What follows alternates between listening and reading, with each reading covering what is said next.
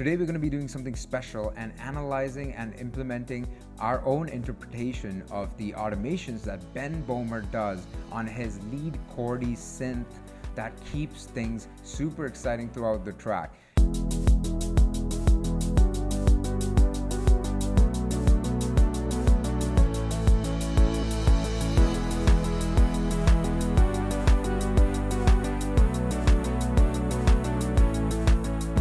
If you've ever heard a Melodic House song, then you should be well aware of the iconic music productions of Ben Bohmer.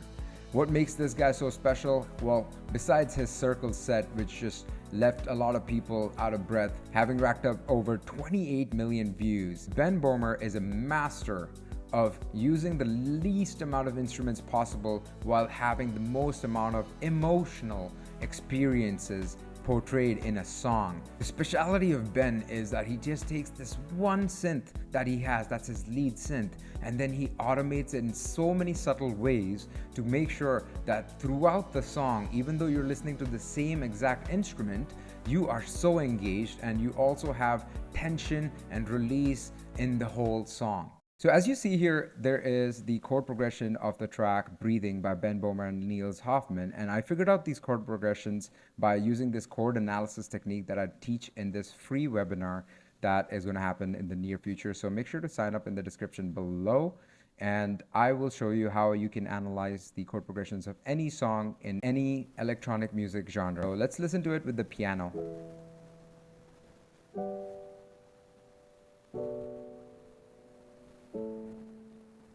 So this is nice enough, right?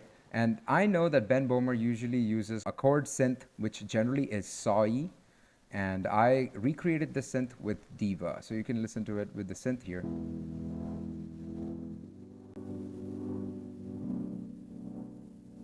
What you can do is you can recreate the synth using Diva by pausing this video, or you can just go ahead and download this entire rack for free in the link in the description again. What I've seen Ben do is either automate the cutoff, which allows the synth to open and close on the low pass.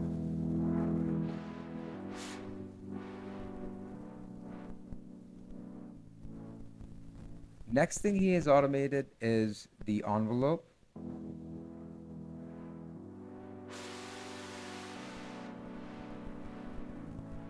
So as you can see, this envelope is mapped to envelope 1. Which means that whatever is the ADSR settings over here is going to be applied to this envelope, so this knob, and this knob is going to be applied to the cutoff. So it's like a three-way relationship, right?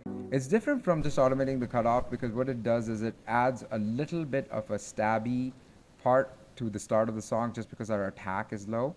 But yeah, other than that, you can also just automate the cutoff because the stabbiness will not be amplified. But what it will do is just open up the frequencies, right? The next thing that I feel is really useful to automate is the noise oscillator here. Because notice the chords without the noise.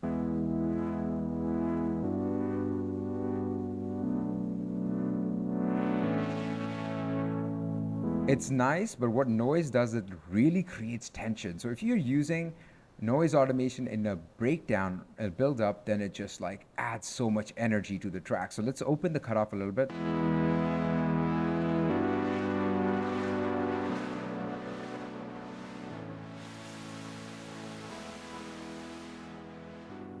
So if you picture this is great for breakdown or the build up just before the drop. And you can create a lot of tension with this, right? The next thing that I've seen Ben do a lot is he uses an LFO to modulate the cutoff of the filter. It creates a very interesting modulation of movement within the chord synth.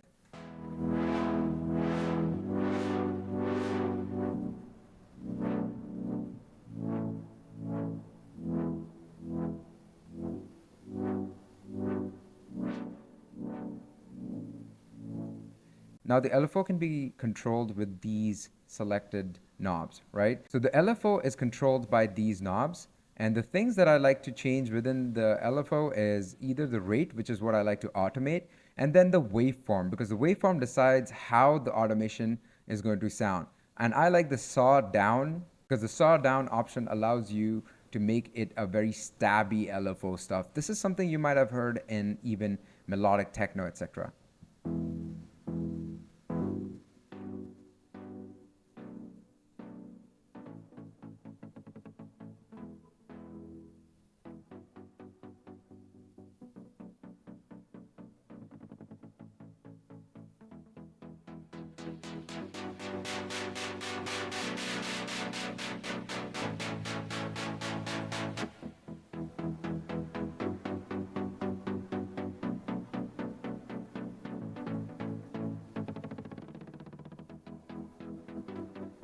On top of this, if you want to even introduce another layer of excitement, what I like to do is maybe add another oscillator, which is an octave higher, which adds another layer of excitement, which you can hold off till the end of the second half of the song, which is the main drop. So let me show you what this would feel like or sound like when we add it. First, we're going to play it with the envelope slightly open so you can hear the higher frequencies, and then I'm going to introduce the third oscillator, which is a higher octave. Let's listen to it.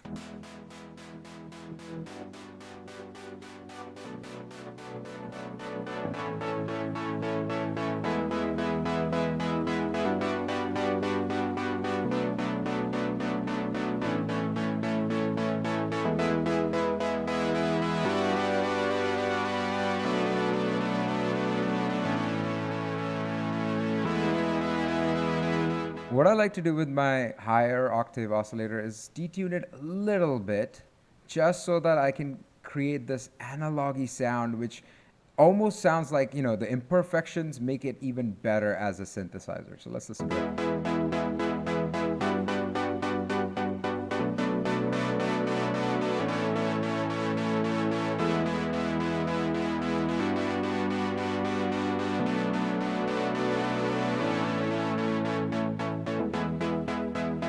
There you go.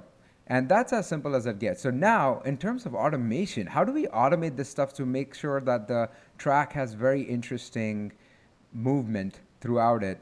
So you can imagine that we're creating a 16-bar build up to a drop, right? And then in order to signify our drop, what we're going to do is, one, we're going to change the color of the first MIDI.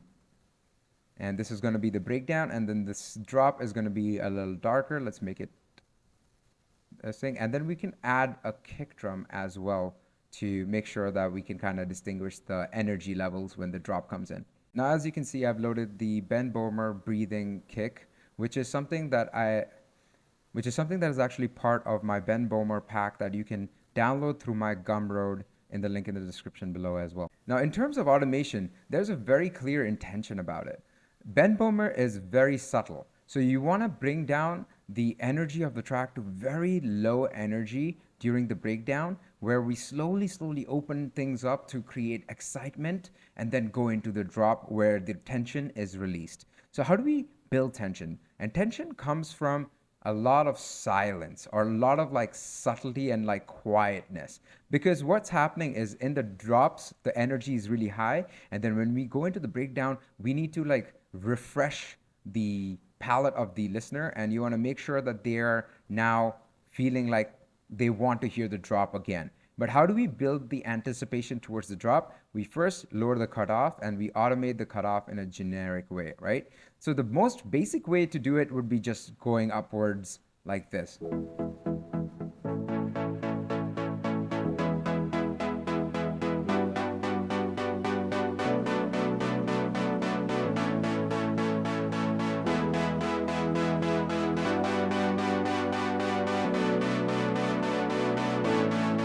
But that's not super interesting, and it's very predictable. So what we want to do instead is we want to subtly make slight adjustments every 4 bars or so, and we're subtly moving things a little bit more and more open, while emphasizing at the end of every 4 bars that there is something that's going to happen that as it progresses. So we're just going to like slowly build this up even more like this, and bring it down further and bring it all the way up. And to even make it interesting, we're going to bring it back down to a decent level and then build it up again over here. For now, we're not going to be automating the drop too much. I'm just doing it just so that you have an idea, right? And then we can listen to this, and what you can even do is you can even curve these by holding either the Option button if you're Mac or an Alt button if you're on Windows, I believe. This is the, and you can curve this, and we can just curve this whole thing. So first we got to wait for the automation to turn blue, and then we slowly curve it by pressing the Option button and holding it down. And now we listen to it.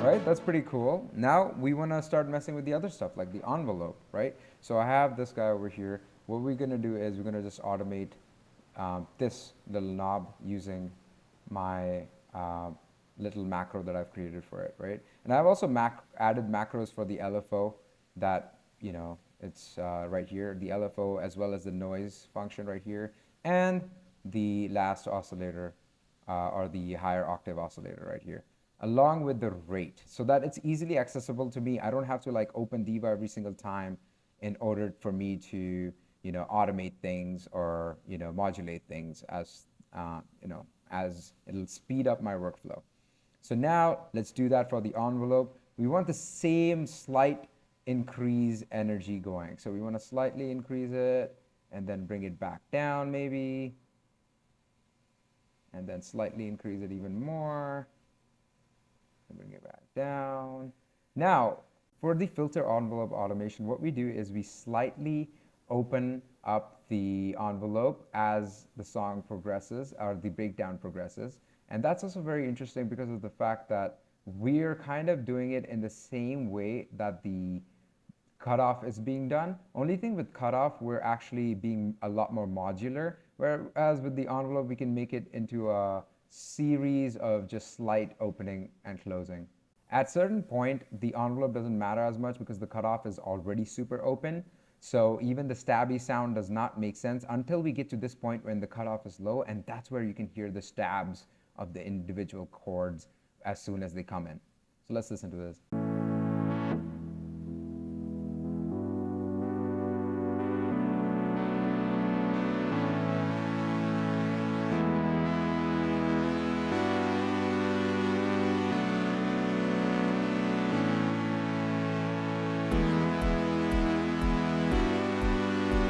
The only thing we need to do now is we add more LFO. And again, the LFO and both the envelope cutoff things, they are like the center is the 0 point. So anything after the center is the right amount that we want to kind of get at.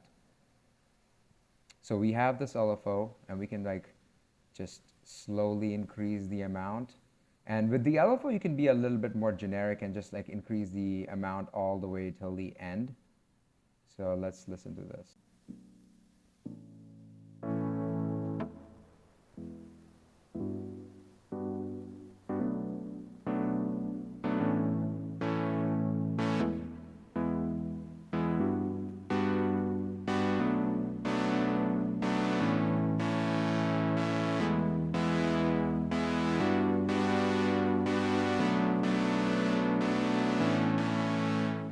Same thing with the LFO, you can do the same thing for the noise as well, and we just increase the noise oscillation all the way to the top till the drop, but then at the drop we get it back to 0 basically. So we can start halfway and listen.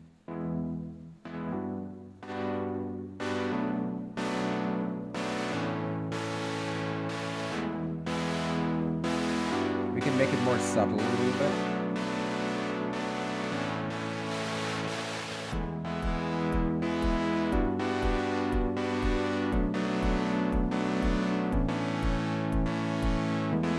The next thing is the oscillator. Now this is an interesting thing, is what you can do is you can actually bring it in at the second drop, and then this is where the second drop will be interesting. So we just automated the oscillator to become loud at the second drop, and this is how.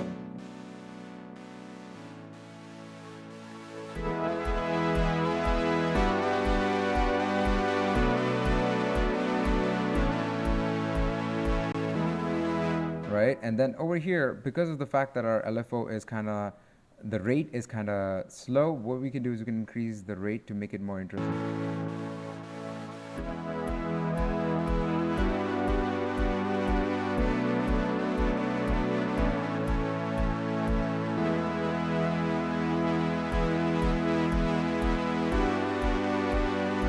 We can also bring down the envelope to make it more subtle so that the drop seems a little bit more chill after the break.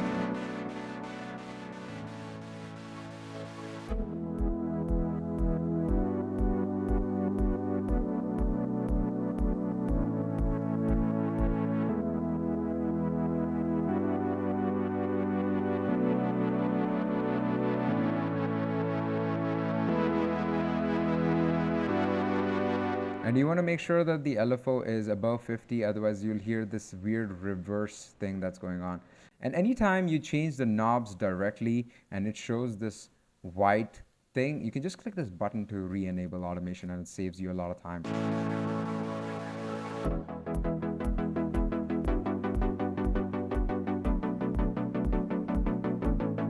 Okay, while the rate being stable is fun, what we can also do is we can play with the call and response of each chord and make it even more memorable by setting separate rates for each instrument, each chord.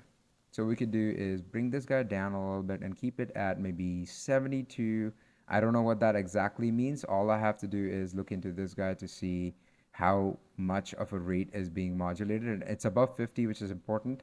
And then the next one, we can just like increase it a little bit faster. So it's like you can actually make these intervals however long and short you want in terms of automation. Actually, I'm going to take half of this chord and I'm going to make half of this chord slow rate and the second half is faster rate. So what this does now, if I duplicate this all the way, what we can do is we can automate the LFO so that there is more of an, so what we can do is we can create this like alternating LFO rate automation, which makes it so that the chord sounds like it's actually two instruments where there are the slow plucks and the faster plucks. And this actually creates a call and response pattern, which makes the song a lot more memorable than it would be if the chord was just perceived as just one thing. So listen to this.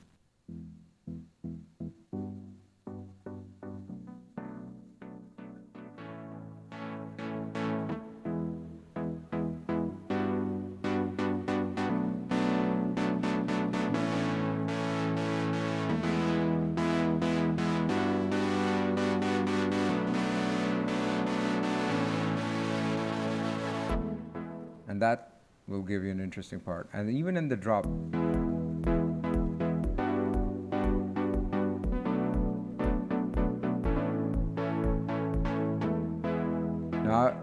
Now you'll have to make it very nice and clean and you have to clean it up. But in the end, the track is so much more interesting. If you listen from the start all the way to the top,